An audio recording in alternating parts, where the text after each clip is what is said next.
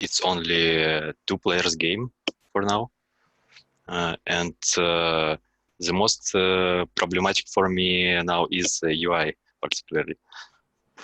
So Is that's it why I'm okay? So anything to do with like scale and constructing extrinsics and putting together a GUI tool for that? So just like hang in there.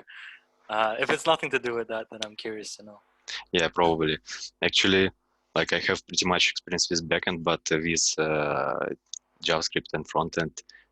This is first my 2 months, I guess, in whole career. So Okay. at second month, I figured out what I need for set state in React. Yeah. Okay, cool. Well, so our plan for today was that Kirill would walk us through sort of like a, demo and code walkthrough and maybe even some live coding or really whatever you feel like doing with the poker game. So maybe we'll start there. And I'm really happy that we're doing this today because this is sort of my vision for how Substrate collaborative learning will ultimately look, where anybody comes and shares their project or asks for help or shares something interesting that they've learned while building it. So thank you for volunteering to share today. Yeah, that's cool. I'm also glad that I have something to present because I spent pretty much time for this. Yeah, cool. Okay, so demonstration screen. Guess you see, right? Looks good. Okay, so I will start with with walking through code. But first of all, I will like say sort of disclaimer. So first of things which come to mind when somebody thinks about poker is random numbers. And currently in my version, it's implemented with a bit of cheating. It's just a hash of block data and some other transaction data. And for this and for encryption, I really need to upgrade my prototype to Substrate 2.0 because Substrate 2.0 has support for off-chain workers. And off-chain workers is a mechanism which allows to use encryption, random numbers, etc., without affecting time of blocks generation.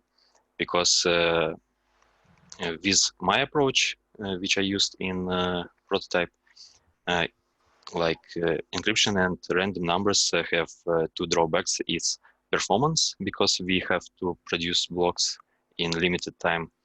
And second problem is non-determinism, because when we produce blocks, we must use deterministic functions, because the same function is executed on different nodes without their synchronization.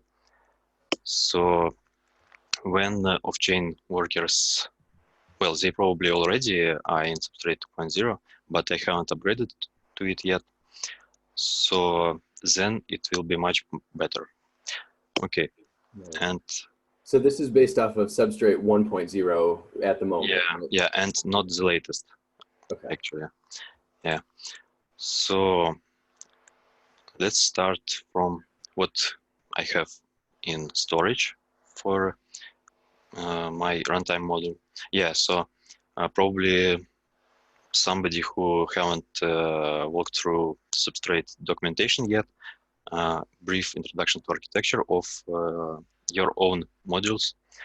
Like what is necessary to do is to go to GitHub Substrate package, clone it, and in my case, I renamed folders. So, for example, UI is Substrate UI, and Node is Node template. And basically, oh, that's too much. Okay, so runtime module is inside of runtime folder, and other is infrastructure for this.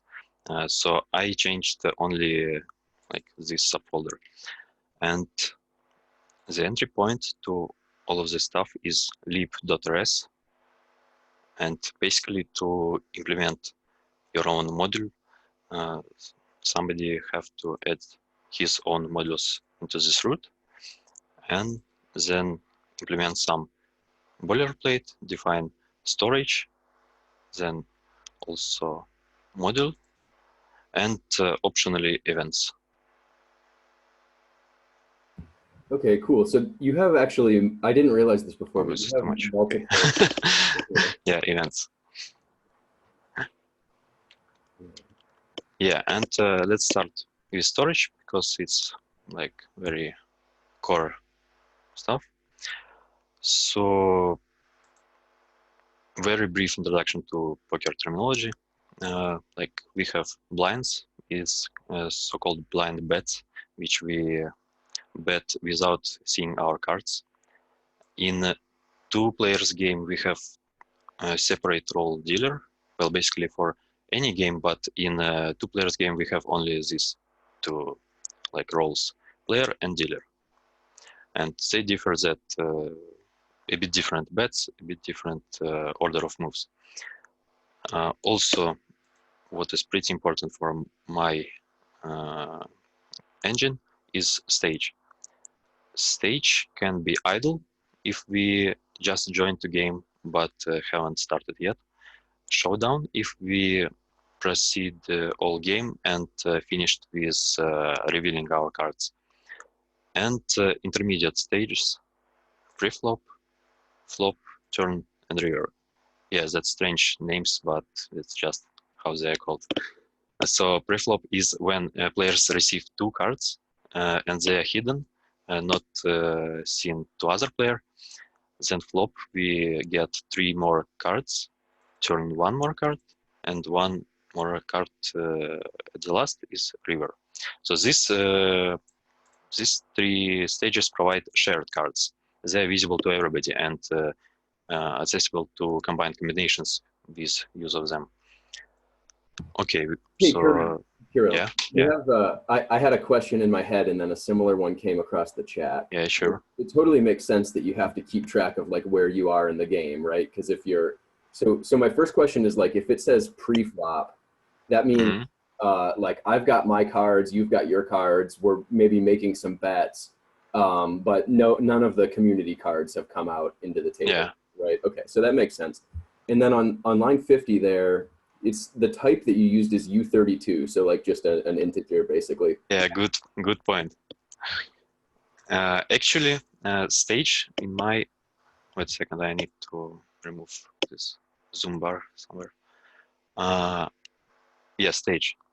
So basically it's like, obviously it's one byte is more than enough for this. But when we compile to WASM and with Substrate, we have to use U32. I guess that it's just because one register is not one byte, but one U32 in WASM virtual machine. And that's why we have to use U32. And if, like, why there is no translation automatically from U8 to U32, I guess because I don't know. Okay. So that's why you use U32, even though obviously one byte would have been enough. The way in the chat, Sean wrote, "Is there a reason you didn't use an enum?" So an enum. Are you familiar with enum? Yeah. So I mean, one thing I think the U8 issue that you're running into is something that has been patched in Substrate 2.0. So you might have tried to use a U8 and you would have seen that you ran into an error. And this is because we did an optimization for byte arrays where we took, we have like some, I don't know, definition of the U8 type that gets used in byte arrays so that the VEC U8 is really high performance. But then that made it so that we couldn't use U8 as a normal storage item. This is fixed in the Parity codec when that is now in our 2.0. So in 2.0, you will be able to use a U8. So if you, instead of a U32 here, you could put like U16 or just like, I think just U16, one lower than it would work. But if you tried U8 specifically, it would have failed. My question was, I mean, it's just small implementation detail, but I think you can also use an enum here. So if you want, actually, I thought about enum, Yeah. But it's when I started to do it, I just didn't knew much, so number was much simpler. Yeah, So that makes sense. usually I prefer algebraic data types, and yeah, it's much Yeah. better actually.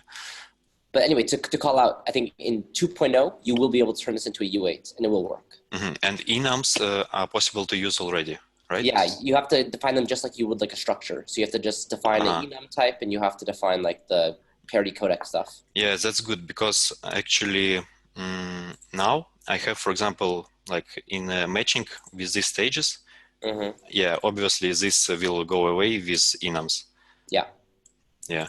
So yeah, I will update it. Cool. Okay, so stages. Well, pot, bets, stacks. Stack is like stack of chips, so it's in-game balance. Bets now is turn of the player who makes next move, and bet level is current level of bets which we should at least call to continue the game, and like the result of the game is round result, renamed to avoid clash of names, structure called win-loss info, and it contains information about winner, loser, and their combinations. And yeah, and the most tricky part actually this all related to actually dealing cards, and I do it in like first thing how we deal private cards of players, and this is relatively simple. We just generate round key on at client, and then we submit this key to the blockchain, and then we encrypt private cards. And when a player wants to reveal his card, he just submits his key. And for shared cards, that's not so easy because they're put into blockchain and we see everything what is in blockchain. And what I invented is 2 layers of encryption, and both players submit again their round keys for every stage. So here, like I have non-dealt yet cards, which will deal at flop stage, at turn stage, and at river stage. And this is field for encrypted cards. And this vector of bytes is encrypted with both of keys of both players. And when we deal cards, we decrypt them with both keys in reverse order and put them into share cards. Yeah, for encrypted cards, I used separate fields just for clarity at stage of prototype and simplicity. But when we deal already shared cards, there is no sense because like it's easier for UI, just map our field from blockchain with bond with this notion from Substrate UI. And yeah, this vector just grows and it automatically redraws on client. For encryption, we have fields keys and secrets. Secrets is field for submitted secret parts of key pairs, and keys is public storage, which is initialized before we deal preflop. Okay, seems Hey, yeah. let me ask a question. I think I get this, but let me just repeat it back to make it sure Yeah, sure. correctly. So like if I'm a poker player here, I'm going to be generating a key pair that has a public half and a private half, but the private half is sort of like, it's just private for now, right? Like I'm not going to also use it in other things. It's just, it's temporal. And I'll make it public like when I want to show my hand if we get to the showdown, or if I just like you know, want to show my cards at the end or something. Yeah, and if you want, you can just discard this secret part, and nobody will know your cards. Okay. Yeah. Cool. That makes sense. Yeah. So I have one more question. This part Mhm. I'm not as sure about. Like I can imagine this working super easily if, like, you know, let's say, so it's 2-player game, right? So like, let's say maybe it's Kirill versus Bryant, and if there's someone, like, if I'm going to be here facilitating, you know, maybe I'll know the whole deck of cards, but then I'll only tell each people the appropriate information. But in a Mhm. blockchain, there's no one playing like that role of me being the all-knowing person. So like, Yeah, where correct. does the shuffling actually happen, and how does that part work? Yeah, shuffling. Yeah, there is also one more field, but it's like revealed private cards.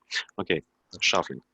Shuffling is like the most heavy stage of the game, and that is why I also need adopt off-chain workers, because really is this my prototype works now only in release version. This debug is just works too slow and it fails. So dealing of cards. Yeah, pre-flop. So did you say that this works when you compile it with like cargo build release, but not Yeah, when you, yeah, yeah. I It ran works into now that on a only with different cargo build project the release. other day. I got stuck for so long on that, and it was slow, like it didn't Yeah, make sorry. it fast enough. But actually it is written in README, but in very bottom. It wasn't even it was a different project entirely, and I had the same issue. Ah, That's a good okay. tip. Probably I it's think in common. general, Substrate block production is not guaranteed to work without release or something like that. Yeah. Makes Probably sense. it's also depends on time of which I set in chain spec of blocks production. And I tried it like when for example, let's go to this file just for probably somebody will find it useful who connected for first time.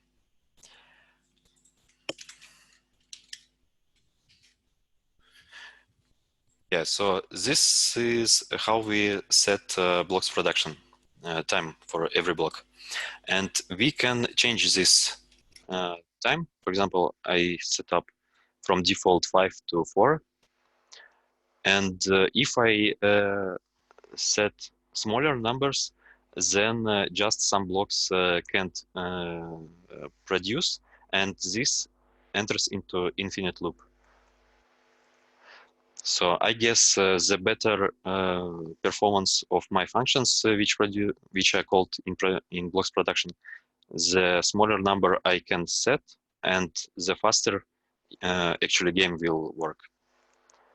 So right now, when we start the game, we wait, I think, yeah, like 5, I think not 10, but 5 seconds, yeah, for just pre-flop.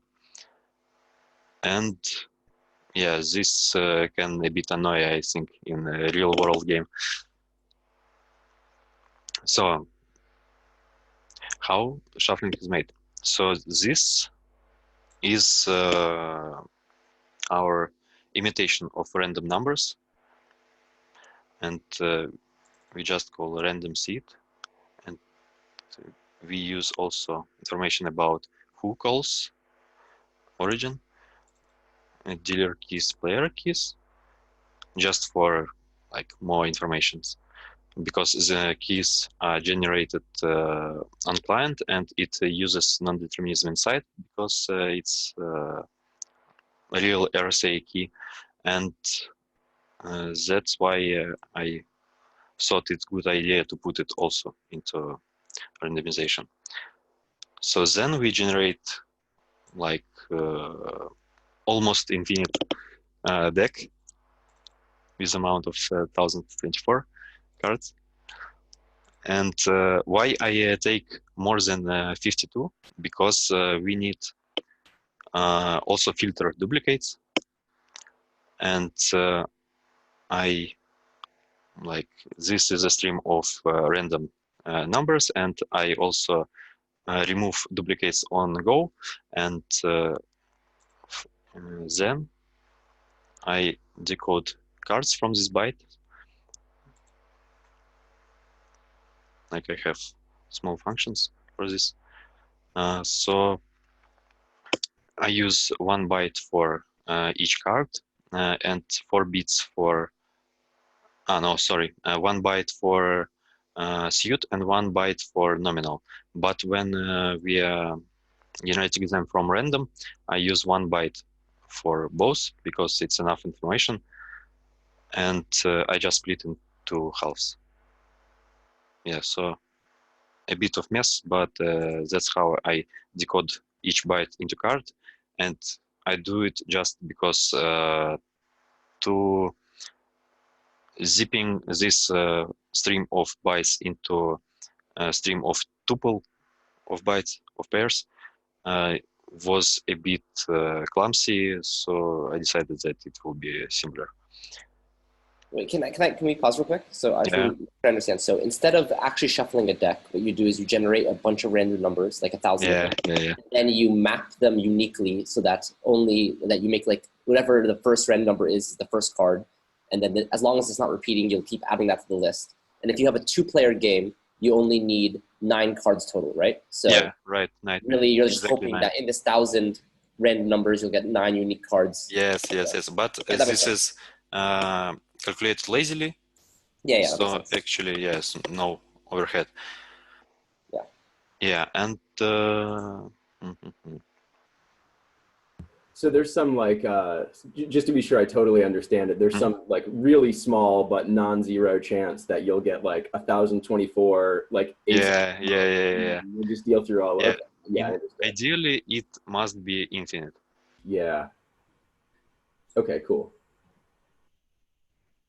Yeah, and then we encode our cards, and then we encrypt them. So player cards and dealer cards, like we handle them pretty simple, just encrypt with correspondent key. Pocket means this is private cards. And for other, we encrypt first with player key and then with dealer key. The same about turn cards, river cards. Yeah, I named it cards just for like, obviously it's one card, but yeah, I just called it in plural for similarity. But yeah, we use correspondent keys, and player key goes first. So when we decrypt, we must use dealer key first. And this, yeah, then we just put this encrypted stuff in correspondent fields: river cards, turn cards, flop cards, and pocket cards.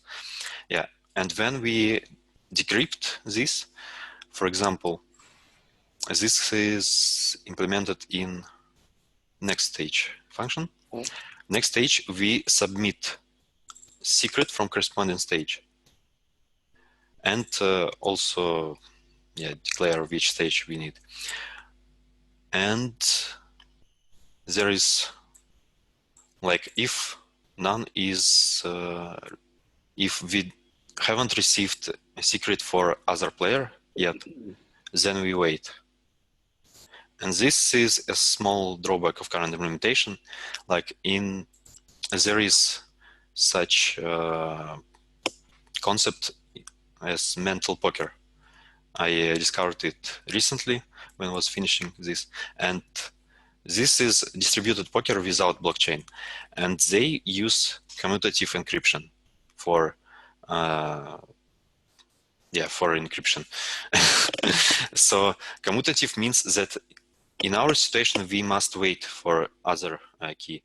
If, for example, dealer's key first used, so we wait first for a dealer, then for a player. And if dealer's key comes first, then we can already decrypt our bunch of cards.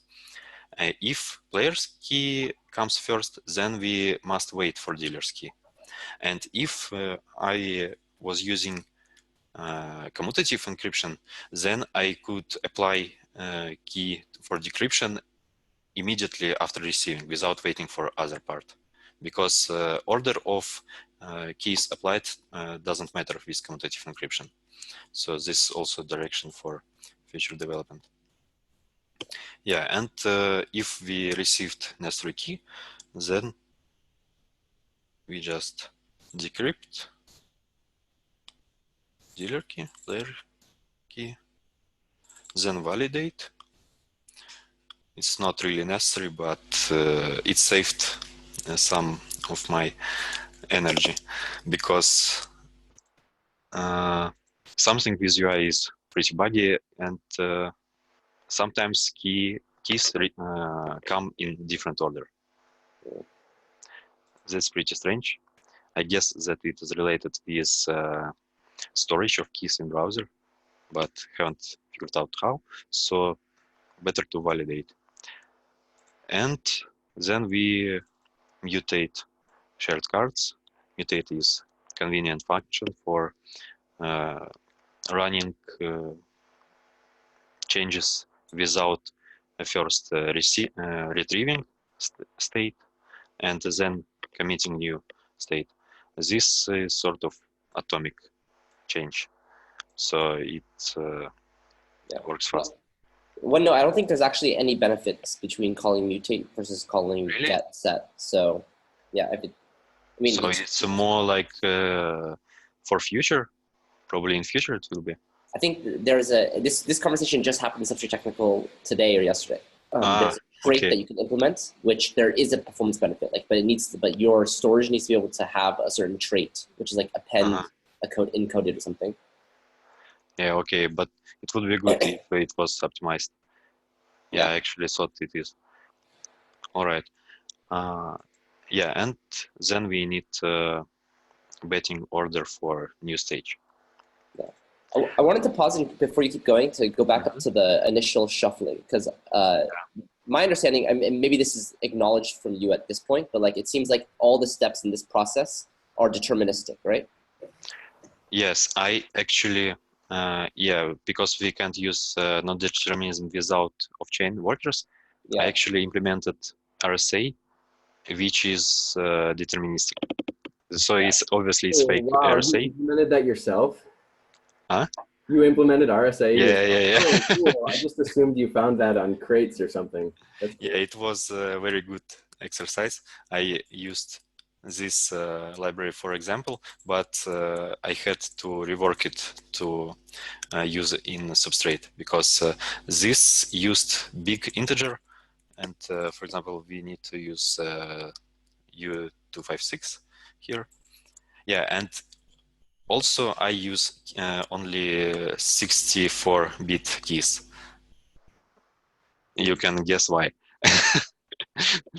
Yeah, because actually it should be possible to use U512, but I think with this version of Substrate 1.0, or probably it was too complicated for me, so I just used U256. Yeah, so it's actually not really difficult algorithm. So the core is modular exponentiation, and here pub key is modulus, and priv key is private exponent. So at client side, I extract these components from really keys, so you can't submit to my calls real RSA key, because it have some other information in it. So I call keys, oh, not here, here. I call keys only a certain component of keys. It's modulus and private exponent. Yeah, and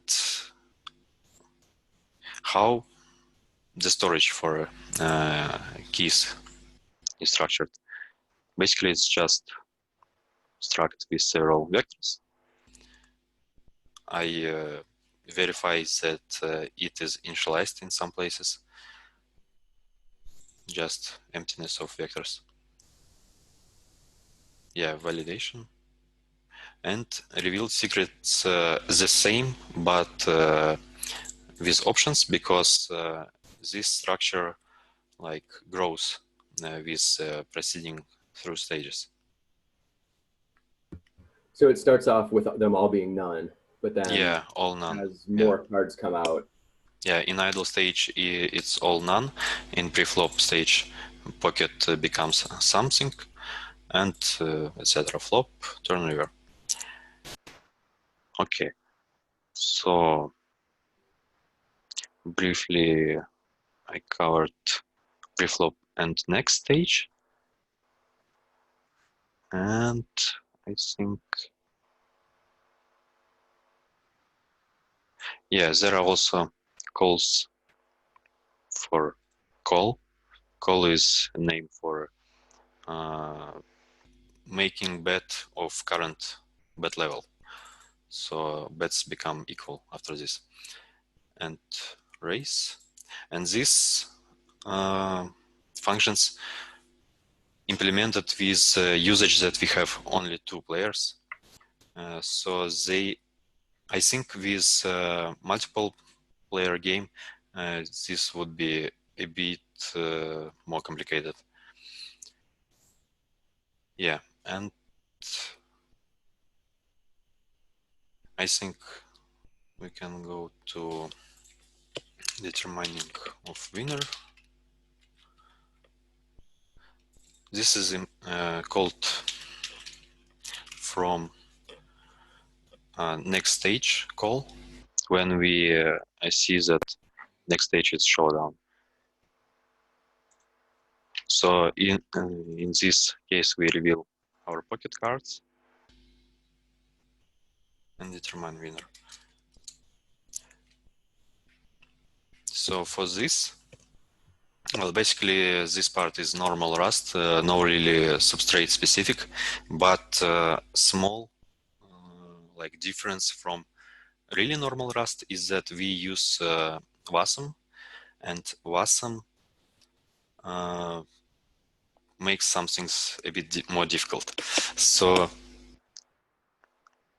when we unwrap cards on the hands of our players, we go to ranking module, and well, basically this is all not really interesting, but what is interesting is that, for example, in WASM we can't use, for example, hash set, because it requires allocation, and there is, for example, create heapless, which is also possible to use, I guess, but like one of simple solutions is just sort and deduplicate, and this is necessary because we are using WASM without heap allocator. Yeah, so Kirill, tell me again. Yeah. That you were trying to you wanted. I understood the part about you can't use the hash set and everything. What's the? This is for like determining which of 2 poker hands is higher, I guess. Yeah. So this is like basically I just do. Oh, you have to walk through all combinations. The title there. So each player has 7 total cards, and you're picking out the best. Yeah, exactly. So for this, in some places I use like unique elements of collection, and for this I need a hash set or something like this, and this is like sort of recipe how to manage to work without hash set. Okay. Yeah, it's used in several places. Nice. I think there was also a data structure compatible with Substrate called like B-tree set or something like that. Probably, I'm not sure. I haven't seen it. The only thing with really ready collections, I have seen heapless crate. It has index set. It's really pre-allocated fixed size, but some of memory not used. Yeah, like it just makes sure it grabs enough memory up front, and then if you ever need more than that, you're kind of like out of luck, I guess. Yeah. Cool. Okay, so yeah, about events. Basically, I think I covered like the most important things in this project. Also, like small recipe, which I found for myself useful. Like since there is a lot of interaction between backend and frontend, then tracing errors can be a bit messy when you do something in a UI, then something failed, and you go to console, look with eyes for necessary error, etc. So I combined, like I used events for error messaging actually, and yeah. So this is depositing of events, and normal error is output to console. And also I use errors, events, sorry,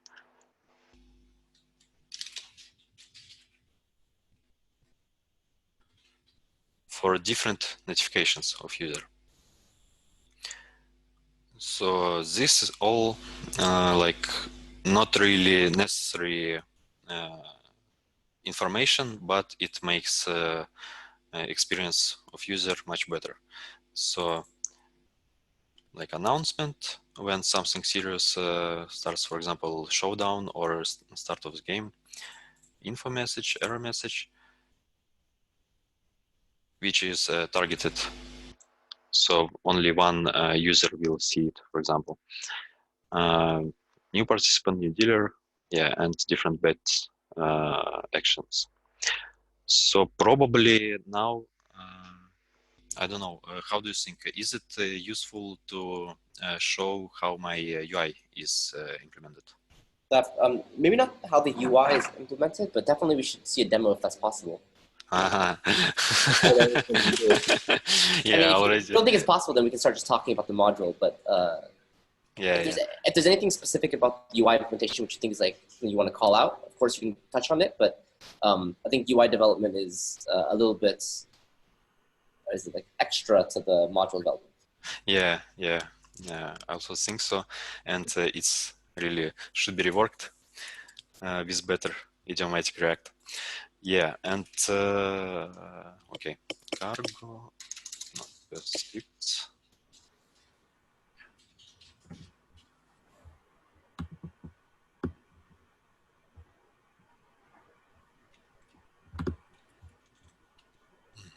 This should be ready.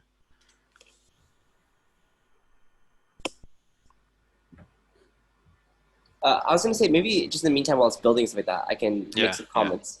Obviously, I think it's really cool, this implementation. I think that all the things you're doing here make a lot of sense. I think you mentioned that you saw the mental poker page a little bit later in your thing. So, I think there are some specific things like shuffling, stuff like that I may refer to mental poker and be like, hey, these are some more kind of written down ways of doing it. I think one general thing, and I think that as a person developing on Substrate, your approach makes sense as if you're running a normal program. Like you have the blockchain doing a lot of the computation and doing a lot of the kind of the processes. But I think it's important to realize that when you really want to optimize a Substrate module, I think the advantage of what a blockchain can offer, I think, is verification. So rather than, for example, having your module do the calculation, what is the optimal hand to win the game? What you want to do is maybe show both hands to both users, allow users to say, hey, I have the best hand, and here's the combination. And then just allow your blockchain just to verify that one thing. So rather than it running a loop and trying to do a bunch of checks. Yeah, like for save some computation resources.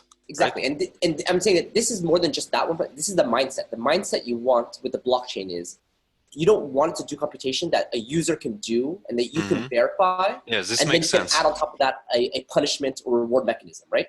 So, yeah, this totally makes sense because sometimes a player really can know that his hand is best, and yeah, or at least probably like we can compute it at client. Exactly. And commit at least estimation or some universal ranking of this. Yeah, this is a very good point actually, because I was also going to say, like, there's a distinction. So sometimes I make that same point. Like I'm always saying, you know, don't make every validator recompute this thing, right? You compute it once and the validator checks it. And sometimes people think that means like that a human brain has to compute it or something. But really the distinction is like, does it happen on the node where every validator does it? Or does it happen client side? Like it doesn't have to be me as a human saying, okay, these are my 5 best cards, but it could be like my local PC, whether that's my web browser or whatever, making that computation. Yeah, and let me give a really common example. So I think a lot of people try to implement like an auction, right? And I think we've seen this with the kitties and stuff like that. And one way of trying to determine the winner of an auction is to like, you have all the people who bid, you do some kind of loop, you figure out who the best bidder is, that kind of stuff like that, right? What instead you can do is you can say, hey, for an auction, you can say, hey, I think I am the winner. And then if I'm the winner, it'll look up the storage item and how much money or how many votes you have or whatever, right? And someone else can say, no, I'm the winner instead, right? And so the punishment to a user is if they are not the winner, like everyone in the world can see who the winner is because the blockchain information is public, right? If they're not the winner, then them saying I'm the winner costs them a transaction fee, right? So users who aren't the winner don't do that. But maybe you know things on the blockchain are asynchronous. Maybe whatever. You can allow users to self-filter themselves and say, hey, there's only like 3 people who actually say they are winners, and then we can do a loop on those 3 people or something like that, right? So just ways that you can just have the blockchain act as a verification tool instead of it being a all-around computation tool would be really great. And an example of this, and actually I'm not actually sure if this is possible for this case, but this whole like signing and shuffling of the deck. Like ideally, the signing and shuffling of the deck happens completely off-chain, and somehow we just verify that things were done correctly on-chain. I'm not exactly sure how well that'll work, but something like that would ideally be possible if it could be done. But yeah. Yeah, but also actually, if we want to, like, if player submit his rank of his hand, then we need to verify it. Of course. Like, if it's rank, then it is easy. But if a player just calls method and says that he is a winner, for example, then we need again. For example, he made mistake with selection of 5 cards from 7, and we need to verify this also. And this means that we probably need to walk through all combinations again. Probably not all, I don't know. But yeah, but this really, yeah, like mindset you said. Yeah, this is a good point.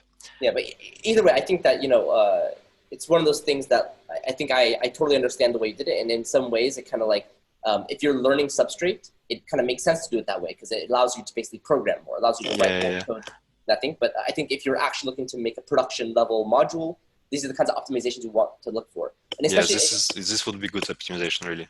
Yeah, going also to this info message and error message, these are the kinds of things also I think that are really good for user experience, but in the end of the day may not actually be the right thing to do on the blockchain. So we know that if you're running a node locally, that you will see the error messages on your node, right? And you as a running local node could see what the message of those errors are. So if you're trying to make some kind of service, maybe you can funnel it up in some other way, but having it, for example, being stored in an event ultimately gets put in runtime storage, and that ultimately means that it like bloats, the chain state of your blockchain. So while it makes sense, if you're trying to just make it all blockchain side kind of application to have this information there, I think for a production level service, you would look to remove these items or find alternative ways. And one thing again to call out is that Substrate 2.0, or maybe something past Substrate 2.0, will have an updated error messaging system. So the way that we handle errors in the future will be different. So something like this may be more natively supported in a better way. Yeah, this is cool.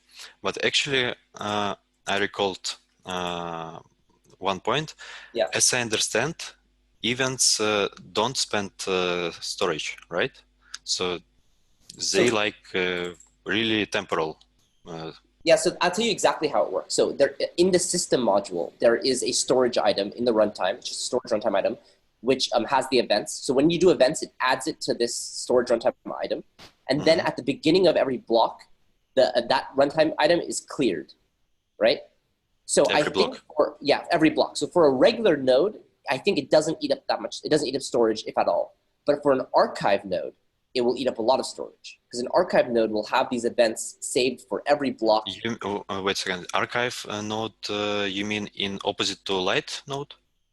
Yeah, an archive node is a node which, rather than having just the current state of the blockchain, it has a snapshot of all every chain. So I can say any block, what happened on this block, what was the state at that block, right? And so these archive nodes are important for like, I don't know, some of the like more backend services. Like if you're running a block explorer or something like that, maybe you need an archive node, right? Or multiple of them. I think if you're making a decision to run an archive node, you're of the mindset like I have a lot of storage and I know I'm going to be using it. Right, but if you're a module creator and everyone has this mindset, then archive node people are going to get, screwed pretty hard, right? Because I'm not exactly sure. Like I myself can't tell you exactly how to weigh these things, but as a blockchain developer, you just have to think about like, wait, is this something that I want to introduce or not? And are there better ways to do it? And I think something like this, where if you're trying to improve the user experience of someone using your module, that's in general, I think the wrong philosophy, because a blockchain should be used for verification, for consensus, and not for user experiences. I would try to think, if possible, how can I move these user experiences to the client side? Can I, for example, before a user submits a transaction, try to verify on the chain that, or off chain on the client, that this combination of cards is legal or illegal? Now, the blockchain obviously can verify it too, but the blockchain wouldn't necessarily say, oh, here's the problem. Your client would say, here's the problem, something like that, right? Yeah. Would say, oh, there is a problem. Again, I'm not criticizing this decision. It's just like when you, as a blockchain developer, for people who watch this video, this is the kind of decisions you need to be conscious of. Yeah, actually, the most important for me was that it doesn't lie in a block, so it doesn't grow exponentially for archive node. But it does actually go into a block. So I'll post a Reddit, a Stack Overflow post where I walk through how events get stored in the runtime. But yeah, it's cool though. It's all good. Yeah, we actually let's see. Forgot about compilation. Yeah. Now we need to spend some time more. This is also a good real world thing for people to see in the Substrate. It's also a good interesting thing for people to see when they're going to start on Substrate. The developing or the compiling time is a real. Yeah. Developers should not forget about compilation. So probably, what would you like to see in this project while we're compiling? Maybe we can just hear more about like going through it. Were there aspects of Substrate that were really straightforward, or what were the parts that you spent the most time on, or things that you overcame, or even like things like now it's easy to you, but as a new developer, it's hard, right? This is a good question because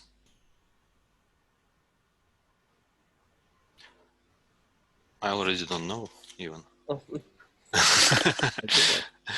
Well, I think one thing you called out was like there was a lot of things you had to think about with WASM, right? And compiling with no STD and supporting the substrate types, right? So yeah, probably I can show how easy for newcomers, how easy to bind codecs for custom types, because I was getting warnings like all 2 months I was working on my project, and only at the end I have seen your Stack Overflow answer. Sure. Yeah, and it appeared to be really easy. Yeah. So, so I'm actually super happy you're showing this. So what is what problem is one trying to solve when they're writing? Yeah, just to access custom structures from client. Like for normal structures, for example, vectors, it's not difficult at all. For example, all this is automatically wired to client. And the only problem was with custom structures. But actually, I haven't succeeded with suppressing warnings. For example, this, it's just suppressing, and probably even this also gives warning. But we will see when I'll start UI. Yeah. Okay, it's compiled. Great.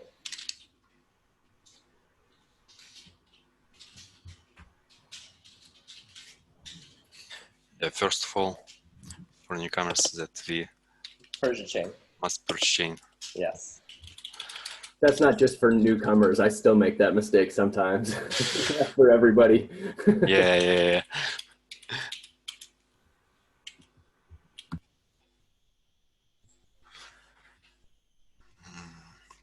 Okay, so UI.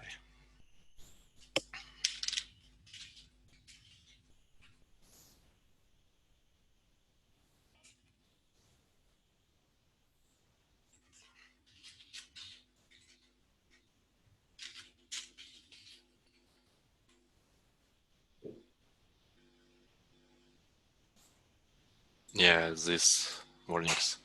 I actually didn't manage to suppress them, so there are 3 of them. Okay, that's something I probably can help you with in a second, later, but that's probably not important for now. Warning. Yeah, it's really not important. Yeah, Yeah. just it started with this.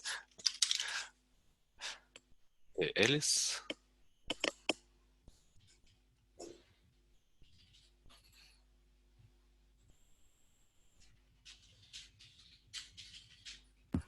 So Alice basically just like offered to host a game, and now someone else is going to come along and play against her or something? Yeah, correct. So first player who creates a game becomes a dealer.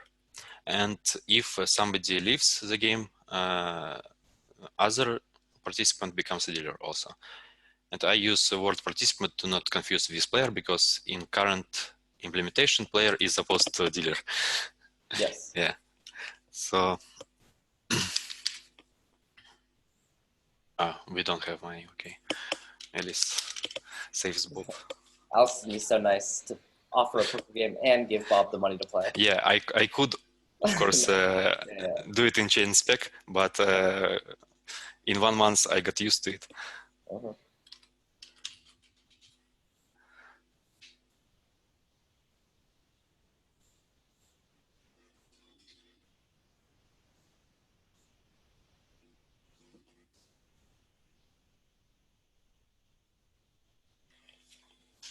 But I should warn that not every time round can be finished in current implementation. Yeah. This Not looks just pretty really. good for a guy who said he's above and new. beyond on this UI. Huh? Yeah, exactly. It looks really nice. Yeah. It's SVG, by the way. Yeah. Cool. Okay, so at this point, 2 people have joined. yeah, The deck has been shuffled automatically. mm-hmm. Both sides have encryption keys that's been saved and stuff. Yeah, this delay when we're seeing blinking button here, it was exactly providing keys. Right. Because it takes too long, so I had to implement some placeholder. But is this a handshake between the front end and the back end? Like the back end says I'm on this phase, and the front end says, oh, it sees it's in this phase, automatically submit a transaction. It's not really. Semantically it's handshake. Like we have to provide keys, and blockchain waits until both players provide their keys to deal first stage. And right. Yeah, there is like we generate these keys every round. Got it. And this all happens. All the generation of the keys happen on the front end automatically, and a transaction is done to give the key to the blockchain. Yes. And if we log out, then or not log out. If we, for example, refresh page, then the keys will load again. Cool, great. So let's see. Where are the keys stored that you load them again? In local storage. Oh, cool. I can show.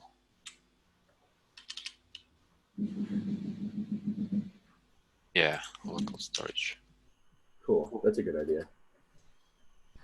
Okay, it was not really useful. Control B. Yeah. So, but somehow loading of keys works not perfectly currently. Yeah, you mentioned that. Something about the order, right? Yeah, yeah. Yeah, the magic of... Anyway.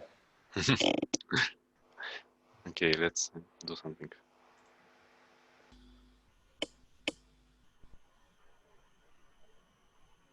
Jack 5 raise. You're an aggressive player. Okay, let's go. Yeah, now we're waiting for the next stage, and this time we providing secret for flop stage. Mm-hmm. Nervous every time when cards are dealt, actually.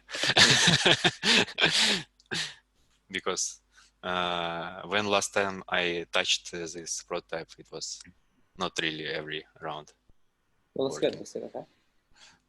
Okay, let's, I don't know. Check is, by the way, is a call with 0 level. Like if not, there are no bets currently, then we can check. Yeah. Oh.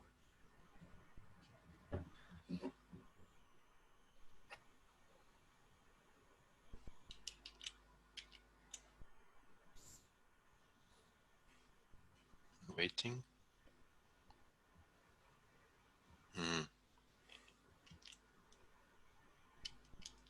Yeah, participants doesn't have something. Jack high is the winner right here. Yeah, seems so. Yeah, let's check with this and raise with Jack high.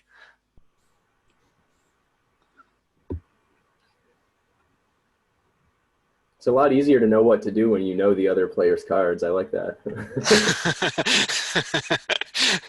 Yeah, pretty easy game.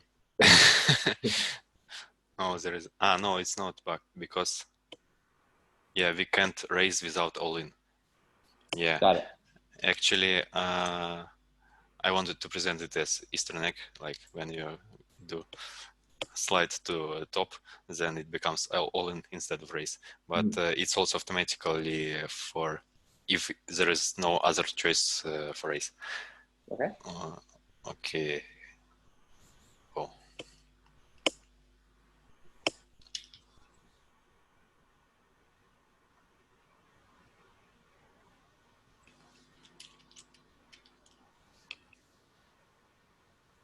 Oh, 7.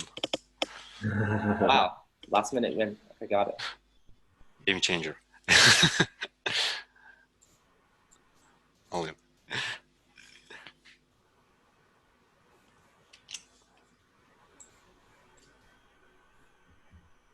So those messages that are coming up on the top right, Bob goes all in, Alice calls, whatever, that's what you were using those events for, right? Yeah. I think gameplay is not that boring with them. Okay, it works. But if you want to see how it fails, then we can just one more. This is good. I think this is plenty. I don't think we need to test your UI for end to end. One thing I would like to talk about now is, and I'm not sure if you implemented this yet. I'd have to look at your code, but some of the edge cases. So, for example, let's say a game starts and then Alice stops participating.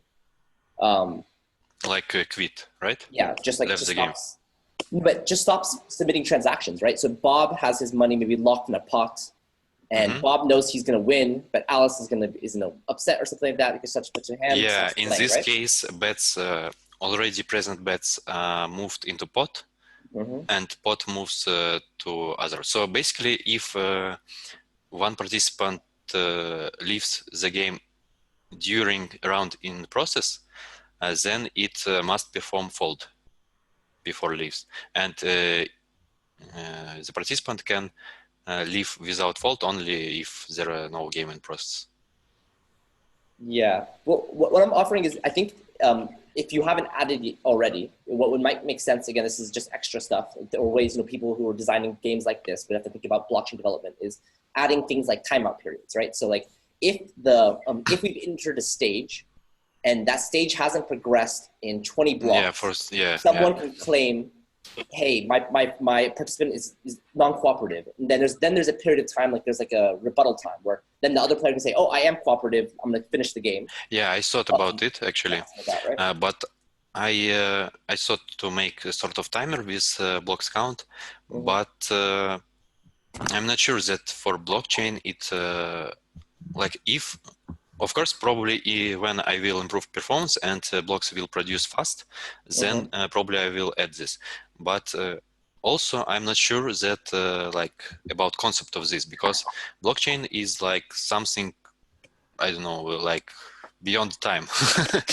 Like it's like static stuff. And probably it would make sense if there would possibility to play like chess with letters, for example.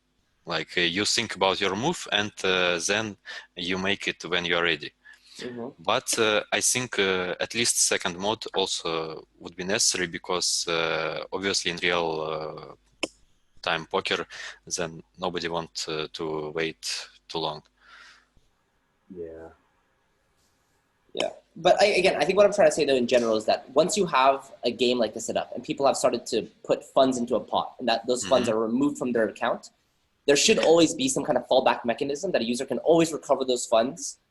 And there's no situation that your module can like just keep a person's funds forever. So something like something like a user like saying, I claim that Alice has left the game, and then Alice not making a claim that she's defending her position. Then the module will say, okay, you made a claim and it's been enough time, and now you can recover your funds and the pot so that they aren't taken away. Again, what you, as just a recommendation for other people who are building modules and games, and very often there's this pot idea, you should always think about there should always be some fallback mechanism to gain access back to your funds. And usually that's involved with some kind of like, I say that, you know, this process is not good, there's time for anyone to counter that, and then that kind of thing, right? So Sean, the scenario would be good. Let me see if I get the scenario you're worried about. Maybe like you and I are playing poker here. We get all the way through all 5 cards. It gets to showdown. I show my cards. You now realize that I have better cards than you did. So now your best strategy is like to never show your cards, just walk away. Exactly. Yeah. So then, by default, the system would say, hey, Alice didn't show her cards in, 10 blocks. Therefore, Sean is the default winner. Yeah. So that. Again, this all makes sense. Again, the exact implementation details are important. But as a person who's building games, I would definitely recommend thinking about never having a way for these funds to get locked in a pot. These are the kinds of things where, of course, in Substrate, we offer these runtime upgrades and we offer these kind of things which could solve those problems. But when you're thinking about designing these systems, you want to make sure that there's no situation where, you get into a lock situation. Yeah. But, yeah, I thought a bit about this. Like, if you want to gamble, then you are ready to lose your money. yeah. In general, though, this is super, super cool. So hey guys, I want to. It's a little after the top of the hour. So in case anyone's about to run out, I'm happy to go back to poker in a second. But in case anyone's about to step out, I just wanted to put out a call and see if anyone wants to volunteer to do a similar thing like this next week, where you show us your project. It definitely doesn't have to look as good as Kirill's did today. It doesn't have to be done. It could even just be something like, hey, I started this and I made it 10% of the way through and now I'm stuck and I wanted to solicit feedback, or like I wanted design feedback or anything. So does anybody want to offer up any projects to walk through next week, or in 2 weeks, I guess? Maybe they can message you on Riot at another time. I doubt that you'll get a response from me right away. I'd love to see another one either way. Yeah, nice. Okay, cool. That sounds great. Yeah, so feel free to hit me up however you know how. I'm Joshy at Parity.io. I'm also at Joshy Orndorff on Riot, and I'm at Josh Orndorff on GitHub. And even if it only turns out to be like a day before the next call, or even if it's partway through the call and we finish the topic, always feel free to offer up your things. And so again, I'm happy to keep going here, but if you do have to run, thank you very much for coming and making this a vibrant community. Yeah, thanks you for your attention. Yeah, and especially thanks to Kirill for being the first community member to show a project, and quite a good one at that. Yeah, I think, Carol, your explanation of the topics were really great here.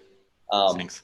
Yeah, again, it would be really interesting to see with Substrate 2.0 and the off-chain workers things, how much we can really do it. So like, I think I'm thinking the exact same things as you. Like, I'm interested to learn about the cryptography stuff, the limits of that, and even like module development. I'm not exactly even sure how off-chain worker exactly is going to impact how you develop a module, but knowing that, you know, you have some transaction which can fire some off-chain worker. This off-chain worker, you don't know when it's going to finish, but when it's done, it will report some data back to the blockchain. So having this kind of mechanism you have where you have like an enum, and the enum talks about a stage, and the, you know, only certain functions that we call at different stages, that kind of stuff. This is the kind of thing where I'm assuming that you might need to implement for a module which really takes advantage of this like off-chain worker process.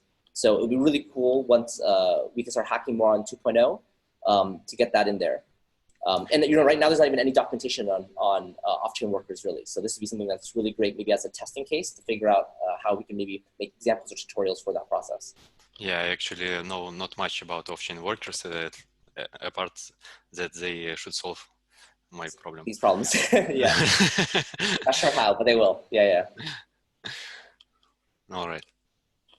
Is there anything else you wanted to touch on in terms of UI, the backend, maybe next steps, or someone who wants to continue this project or continue something like this project? I think with backend part, we are more or less done. And the UI, I think, is too messy to show something about this, because sure, no problem. Like a lot of JavaScript code. It's all there on GitHub. And it's not really idiomatic. Yeah, it's on GitHub. Yeah. Everybody welcome to rewrite my UI. Kirill, actually one last question. Do you have any next ideas? Like, I know you want to iterate on this project, but are there other things that have been tickling your mind to start? First of all, upgrade to Substrate 2.0, then UI, then a 5 players mode, 5 or 9, yeah, more than 2. And yeah, probably different enhancement, but not really something. Commutative encryption also. Sure. Yeah. Commutative encryption sounds cool. Okay. Excellent. Okay, cool. Well, I guess we can wrap it there. And then again, I'll just encourage everyone to, you know, contact me however you can with questions or things you'd like to share or requests for things you'd like someone to share that knows how to do it. Thank you so much for coming. I'm really excited about how it went today. And big thanks to you, Kirill. Yeah, thanks to everybody else. Cool. Okay. Bye, everybody. Bye. Ciao.